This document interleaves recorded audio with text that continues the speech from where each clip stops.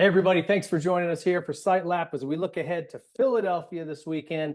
I'm your host, David Pingree. Bruce Murata not able to join us today, but I got J-Law back. Everybody wants him. We got him. And he's got the vintage shirt. I love it. Yeah, That's straight out of what, like '09? this thing would have been a '07 right here. This was a special pay my fine Villapoto fight special. So thank you if you have one. I really appreciate it. You got Jason back on the track. I love it. Yeah, buddy. Hey, we got our sponsors. I want to hit Rock and Turf. These guys are rad. Check them out for any of your landscape needs. Artificial grass and the mats made out of artificial grass. Super cool. Rock and Turf on Rock and Turf on Instagram. Maxxis.com, truck tires, mountain bike tires, killer stuff. Check those guys out. And speedstrap.com, tie downs and toe straps. Really cool stuff. We love their stuff. Stoked to have them on board. We're going to Philly, man. I guess the last time we were there was early 80s, long ass time ago. Lincoln Financial Field, the Link, they call it, home of the Philadelphia Eagles. Don't know what the dirt's going to be. Can't talk to that too much, but we don't have rain. Our Maxxis Tires weather report showing 62 degrees, partly cloudy. Damn it, it's about time we have some decent weather. That's right, dude. It should be good. And about the dirt, I would expect it'll probably be something like that East Rutherford, New Jersey Supercross that we had. You know, like the New Jersey Supercross, we would call it. Probably like, probably similar to that. I mean, no rain should be good, dude. It should be real good dirt. You Should think rot they're up. using that same dirt? Like not too far from one another, huh? I don't know. Maybe. I mean, we'll know if you see it. It's that like black dirt with a little bit of rocks in it type thing. That'll probably be it. But they could have any kind of dirt they want there, man. I mean, South Jersey, right over the bridge, we got all kinds of sand and everything. So they could bring in what they want. Be sick to make it all out of sand. I'd love it. Hey, that would be cool. All right, so let's jump right into our Speed Straps 250 preview. We're going. This is 250 East. You gotta verify that these days because there's West races on the East and East races on the West. Who knows? So we got basically. Why don't you run us through the points here as we head into the penultimate round? They have this race, a weekend off when we go to Denver, and then they'll do their final round with the West Coast as an East-West showdown in Vegas. So we're down to it here, nuts and bolts. And what do we got for points, Jay?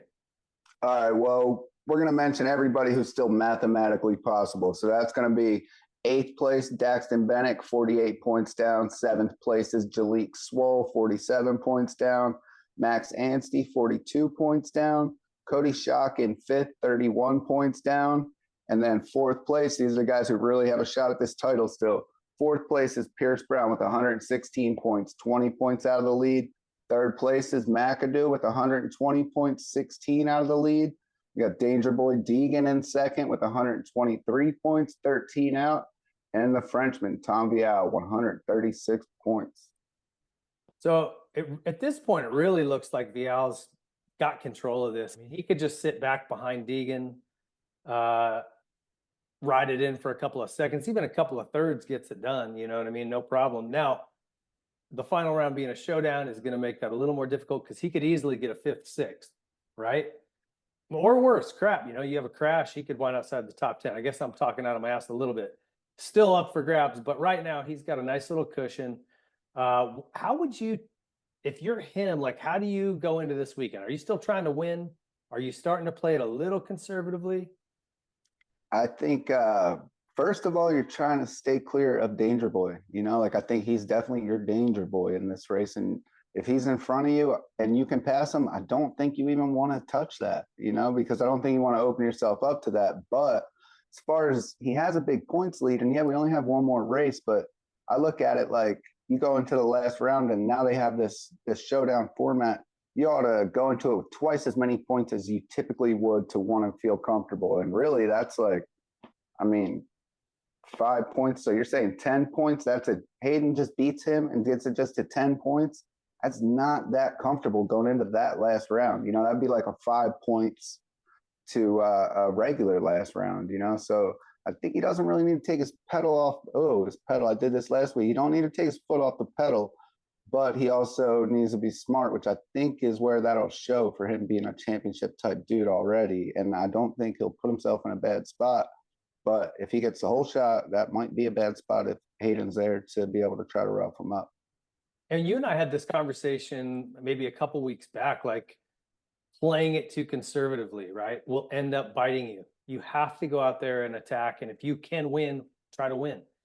I think you got to be smart with Hayden because you're right. I think he, given an opportunity, would try to clean Tom out. So I think you got to play that smart. But man, if you can get a whole shot and run, you got to try to win. I think you've got to try to still win, right? That's the nail in the coffin if you can do that. And yeah, like we said about, I believe it was McAdoo, right? When we're saying maybe he's taking it a little too easy playing the championship game. Okay, now say that, I believe, what was that? He was going to maybe pass Hayden, I thought. Yeah, at Foxborough. So let's give him that 6-point swing. He would be 13 points. He would be in second place, 13 points out of the lead right now. Hayden would be behind him. You know what I mean? So if he could have been a little more aggressive there when he was still 100%, that's the kind of things that I wasn't really foreseeing, but that's what can happen, you know? Yeah. And maybe he's wishing if he could have got that win that he got it. That's right. And so speaking of Cameron McAdoo, I did find out this week that it's his scapula that's fractured, not his shoulder, which is actually good for him long term. You know, a jacked up shoulder is worse than a shoulder blade. But that fracture in there, he said what it's doing is when he extends, his arm kind of goes numb. He loses some strength. He goes, it's not the pain. I can ride through pain. It's I don't feel safe because I lose control and strength in the arm. So that's why he decided to pull off. He's like, I didn't want to hurt anybody. You know, I mean, it's a mature move for him, you know, and he and I had a conversation about just the situation he's in. And man, I'll tell you this, he's handling it with a lot more maturity than I did. When I lost my title that I thought was mine, you know, I thought I deserved, man, I didn't handle it well. And he's being super mature about it. He's a good kid, dude. I feel really bad for him. I feel bad for Mitch. I talked to Mitch this week, and he's got a tendency. He does this when he gets stressed out and his hair gets real tall. I said, Mitch, how tall is your hair right now, dude? He goes, oh, Empire State Building. I'm like, all right. Yeah, that's funny. So, well, McAdoo, so what, you think he's going to be racing this weekend? I honestly, my personal opinion, he didn't know. He's game time decision to see what he can get back out of that thing. He was doing therapy all week and everything he can, but personally, I don't see it. I think he'll try, and I think it's just going to be too painful. That's what I think. Well, shit, kudos to him regardless. I mean, that numbness in the arm, that retires some dudes. AC9. This guy's going to probably come back this weekend. Yeah, he's a savage. Good news for Mitch, talking to him, though. Levi's good. No broken ribs. Looks like just some soft tissue, kind of separated ribs. Still painful, but he should be good to go, especially with a weekend off going into Denver. So that's good news for Mitch. Yeah, I predicted that with Levi, that there was no real injury there. That was just hurt feelings if you rewind the last broadcast. And you and I had this conversation about maybe what happened when those two got together. And this was something else that got cleared up is, you know, we talked about maybe Cameron, his shoulder gave out and he went left, but he said he was staying left because he had Nicoletti to the inside of him. And what he said was Levi went a little long on that double going into that turn. And when he landed in that soft dirt, it pulled him right. So he actually pulled right into Cameron. Nobody's fault, just racing, just wrong place, wrong time, right? Yeah, that's for sure. Shout out to our viewers, though, with the eagle eye. Put that in the comments, straighten me out. I didn't even notice that the first time. So shout out. If you think we're wrong about something else, put it in the comment. Because we're not. Let Chronic the Hedgehog know, and he will certainly bow down. I call my secretary Nugs Bunny. All right. So I don't know. You got anything weird that's going to happen for this one? Anything in this 250 class? I mean, cool. I've been impressed with Cody Schock. A lot of these guys who are still in the mix. Pierce, I keep waiting for a breakout for him. He's always right there, but I keep waiting for something a little more. Maybe this weekend is it for Pierce Brown. I think we'll see him on the box. My prediction. But I think this is a Deegan Vial fight for the win this weekend. Yeah, I think it is for sure. I think it probably will be for the championship too, but hopefully Cam gets back in there. But I'm saying, dude, I'm calling for fireworks because Hayden, I don't know, but I mean, I mentioned on the writers meeting show from last week that Hayden had an issue where he ran into Anstey and he couldn't turn because his radiator was bent hitting the front fender. Well, I watched his vlog and like that was no joke. That was way worse than I expected. So this dude is firing and like he sniffed that championship and he's still kind of in it for what happened right there. That was a great ride considering. So I think you're going to see Hayden come out here and he's going to be heads above these guys like he was at Foxborough, like maybe he would have been last week, this past week if he hadn't had those issues. But I'm just interested to see how he's going to play it because I think he's going to. This could be like one of those like rookie, like, you should have waited type things. And he's going to put them both down. I don't know. Someone will pick up the pieces, maybe Pierce. Who knows? I mean, I could see something good happening here, though. And I expect the track's going to be rutted. When the track's rutted and you get that real the tight angles on the corners from having to come in tight and come out tight, it really opens it up for a Marvin Musquin T-boner on Tomac a few years back. The dreaded T-boner. Yeah, it's a type of track where like it's inevitable you're not going to be able to avoid an attack from the back like you can at like a Phoenix or a dry track where you can come in on the inside and ride up the berm wherever you want because there's going to be 2-foot deep ruts right there. Yeah. However that'll play out, I don't know. But I also think that's going to favor Tom. So if Tom could get in front of him, he could put lights out. But I don't see him walking away from him on a Supercross track, especially not one with whoops.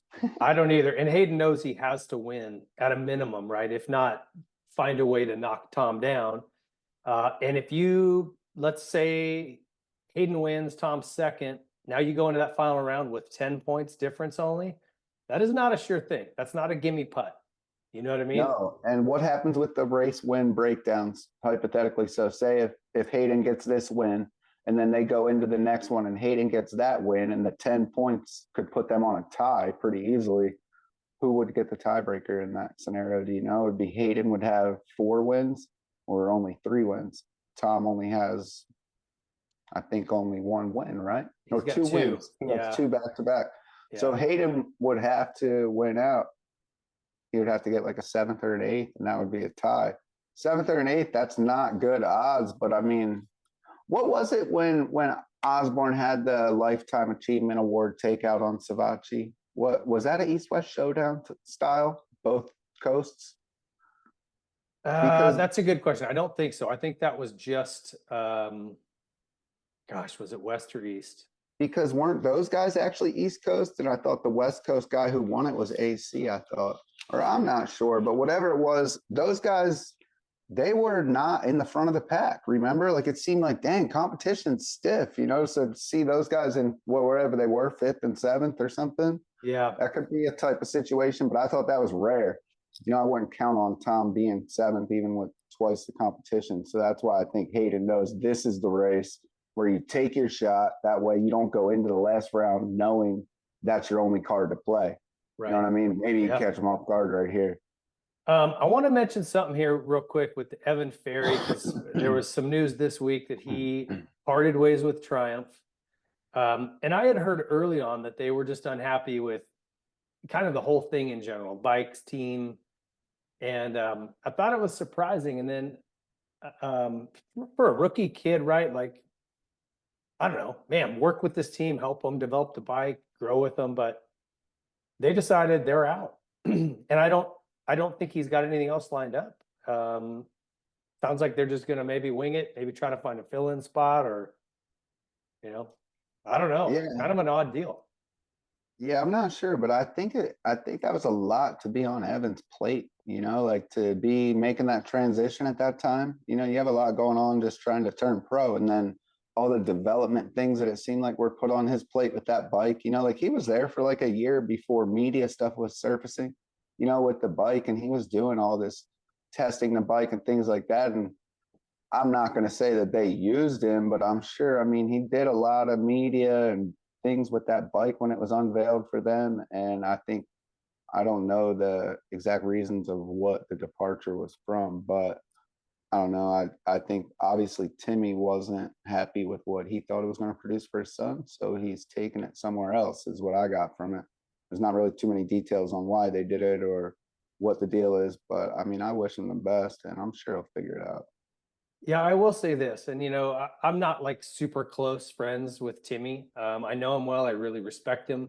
I think he had a very long, very successful career where I would say at least in from what I knew him, right? From like the early mid 90s on, he was nothing but professional. He never burned teams. Like he always did a good job. He worked hard.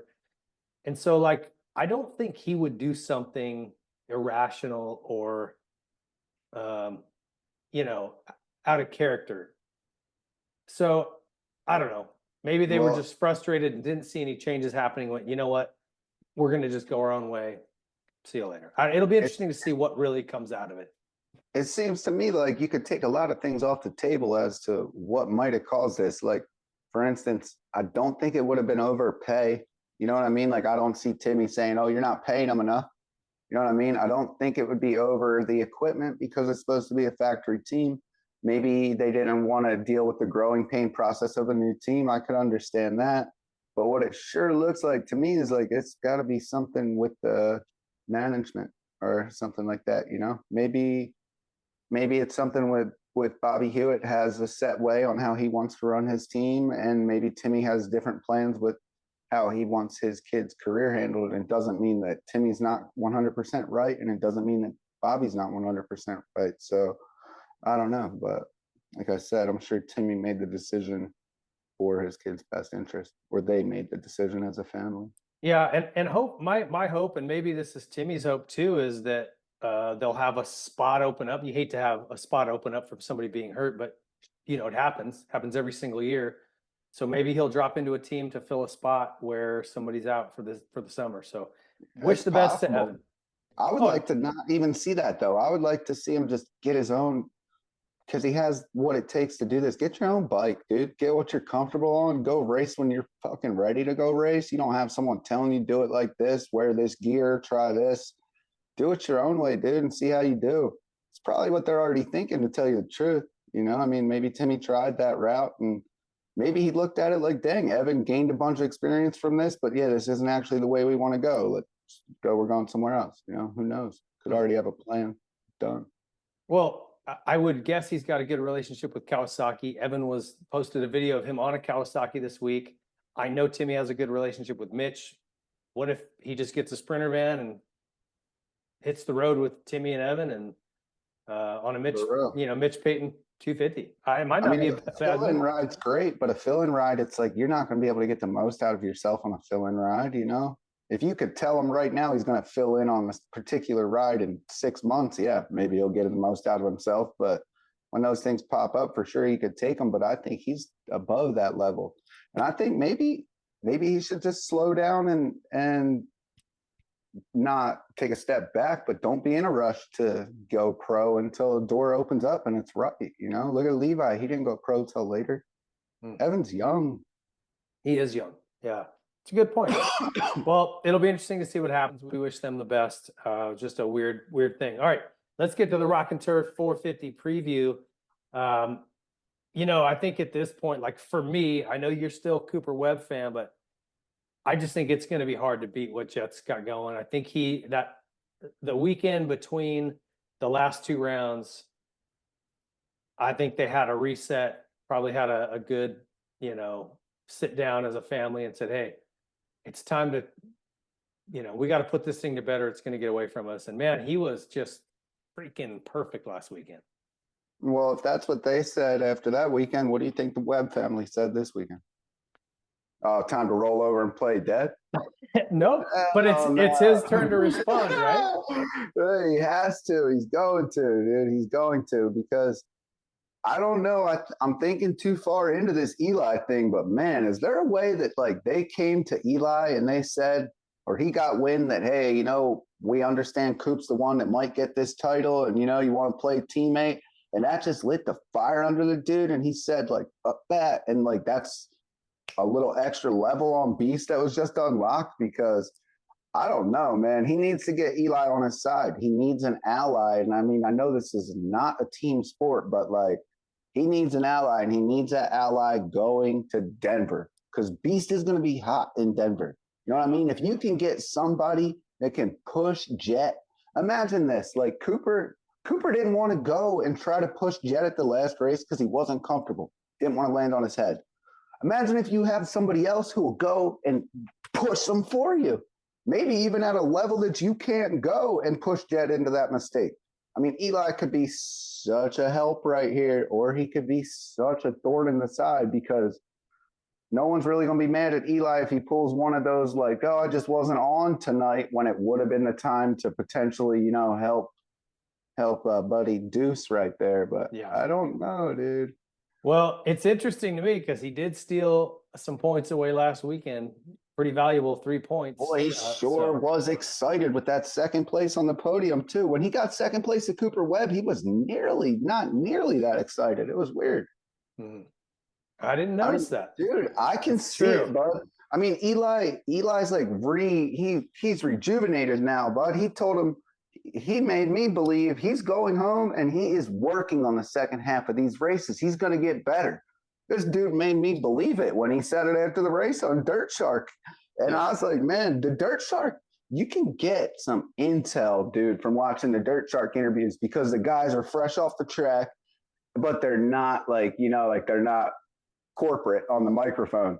And dudes get it. And like Webb, he looks like, I don't know, he looks like really mad. And Tomac looked like really happy. And I'm just kind of thinking like, maybe Eli, and I can understand it. He's wouldn't like to see the shine. You remember Kenny when potentially number 14 Ferrandis was going to ride for his team, and he shut it the hell down. He said, "No, I don't want no one taking any of the spotlight over here." Imagine Eli. Yeah. No, these guys don't like to share that spotlight. They don't like to share. Have two alphas under the same tent. It's weird, and it is an odd thing. And Eli, to that point, just stays in his motorhome. You don't see him under that tent. He walks out, gets on his bike, and rides to the track. When he comes back, he drops it off. He's back to his RV. So yeah, they don't really hang out much anyway. Well, I mean, and this might be what you deserve, maybe not deserve. I don't want to sound mean, but Bobby Reagan, you're going and trying to dang near make this a monopoly in the sport. You wanted, like when we heard that news, like, oh, you're getting Tomac on your team, dang. And then wait, you're getting Webb on your team. You got what, Sexton there testing your bike or something? I heard. Like, come on, bud. You're making it so Star Racing is going to win no matter what. Now, wouldn't it be so ironic if that kind of backfired? But I say that, and I love Coop, but I'm just a fan, bud. I'm in it for the good championship. Well, we got it. It's not going to be a cakewalk for anybody. These guys don't have a double points round, but they do have more rounds to go here. Still some points to be earned. Hey, they should take the double and the triple points rounds and put them with the triple crowns and throw them over the side of the boat somewhere. Fuck the double points rounds. What is that? Yeah, those are stupid. We won't get into that. We'll get into that later on when the SMX stuff's going on. But for now, what do you think? Where is Chase Sexton's head after that digger? I don't know about you, but I've had bikes break on me. It's KTM, in fact, broke in half, jumping a triple. And it was a real turning point. Phoenix 02 heat race. Whoa, 39. Whoa, right? You were number 39? Yeah. Yeah. Yeah, piston breaks off, the skirt of the piston breaks off on the face of the triple, right? I'm doing everything right, leading the heat, just won the weekend before, and almost died. Like you got that unobtainable Thor gear that no one could get. Well, here's the thing, dude. That messes with your head because you're like, man, when you have a mechanical that hurts you, it's like, dude, I didn't even make a mistake. Yeah. So according to Chase, now you could argue that this isn't true, but he said he had a rock cracked his throttle housing, the throttle stuck. I don't know. You believe that? Because I didn't see anybody right in front of him when all that went down. And I'm thinking, all right, well, maybe it cracked earlier, but how would he know that? Like, did he see a rock hit it? And they have a little carbon guard on that thing. Like, I don't know, man. I don't think so. Well, I don't take Chase to be a liar, but No. when things are like in the moment, you might want to defend yourself or who knows really what happened. But what I take from it that's the biggest tell is that as soon as he got up, when he first saw his mechanic, he was visibly frustrated.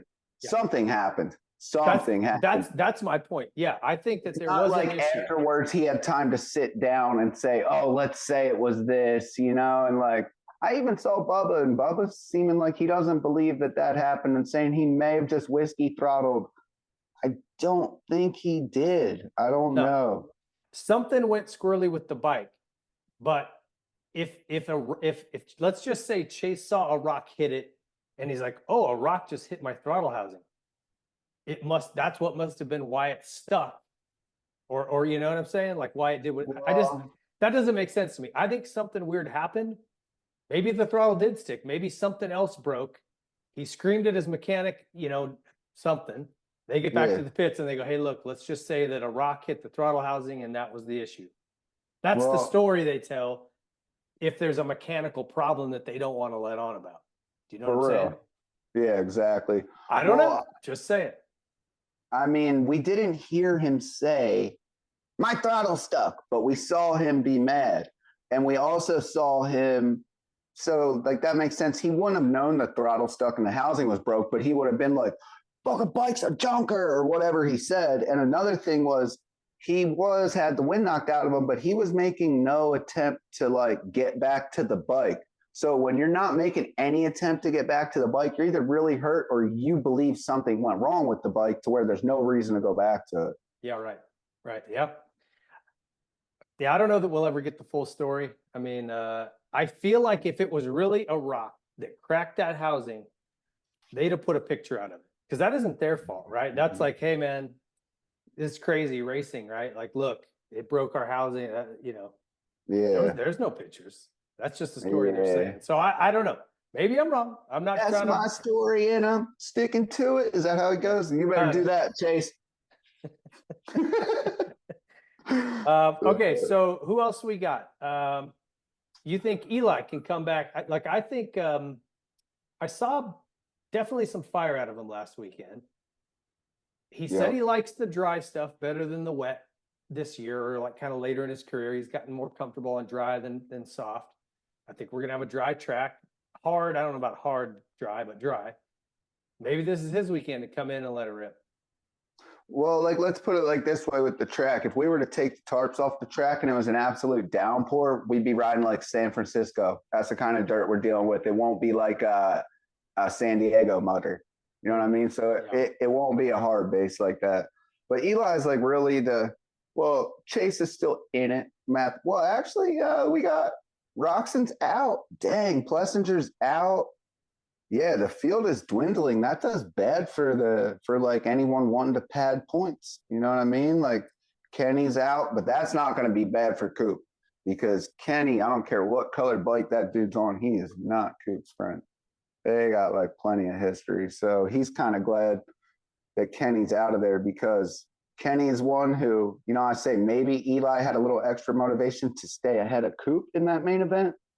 I know Kenny would want to put it in front of Coop right there, big time. Yeah, he used to date his wife, right, or something. There's all drama with his lady. Something crazy like that happened. I think both the girls got both their jerseys in the closet somewhere. Oh, the drama, the drama. All right, so you still think Coop can get it done this weekend? Like, what do you see happening? Tell me your predictions. Let's hear it.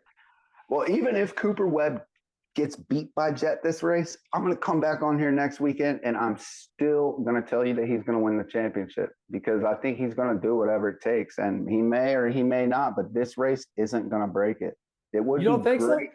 It's So not you're gonna telling break me if Jet wins, Coop goes second, which would be Hey, that's not I easy. predict this. It actually may work against Jet if he wins this one.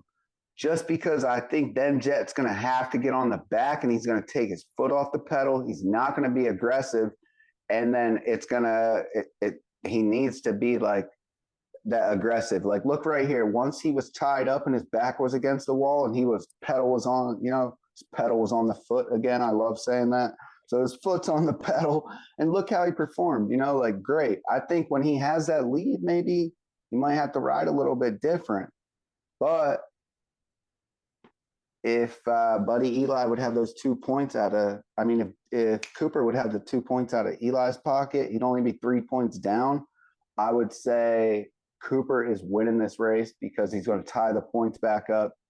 But I don't even know if I think Cooper's going to win this race or Jet. I think Eli's going to win this race. And I think Eli's going to win the race because I think the championship, Coop's going to start playing into Jet. And I think he's going to do something to take him out of the front, whether it's on the start or whatever it is. I don't think you're going to see Jet out front. But the worst thing that can happen for Cooper is Jet to get out front and put a little gap between them because it'll probably never catch him. Yeah. Normally it's always a real bummer when we lose riders to injury, but it's like at this point, the fight's really between those two guys with maybe Sexton, maybe Eli getting in and spoiling and stealing points.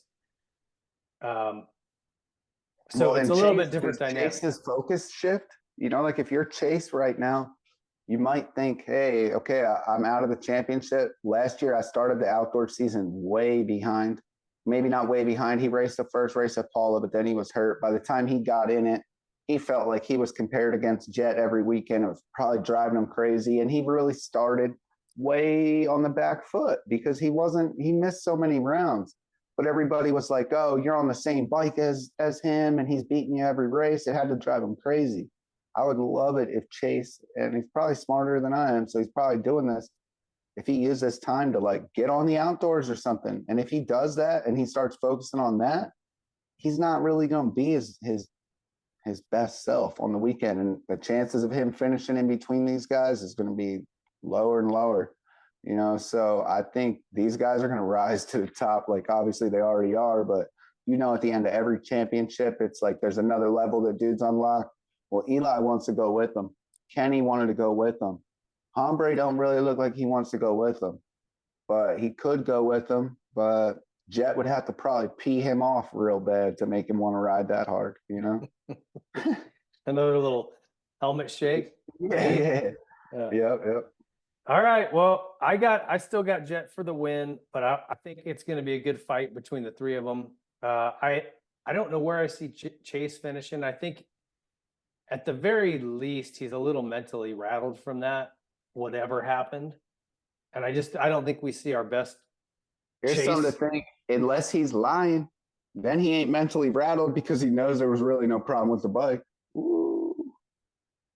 He just whiskey throttled it.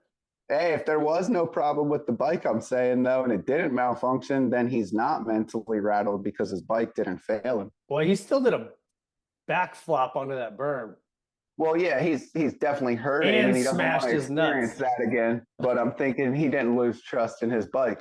But I will say, bud, in my vintage or my vet days, I get arm pumps so bad that I whiskey throttle and repeatedly think like, dude, something's wrong. It's just you can't return. I don't think that's his problem. But if you're at home and you're a rider and you're thinking, no, that happens to me, he just couldn't let off. Probably not the case.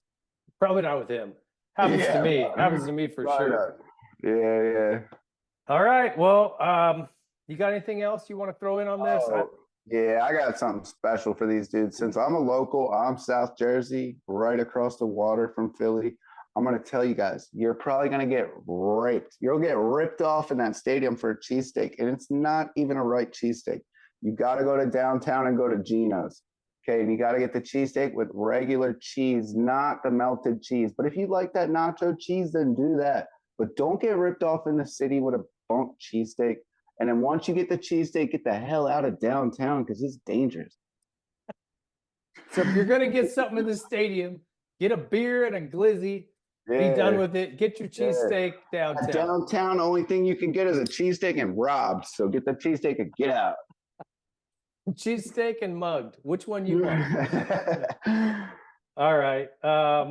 And this crowd is pretty wild. You said the Philly fans are pretty nuts. Yeah, but they'll boo the winner. They don't care. We win games here and we boo and throw drinks at Andy Reid and our coaches. We don't care. We don't know if we're booing or cheering, dude. So if you hear it, don't get your heart hurt.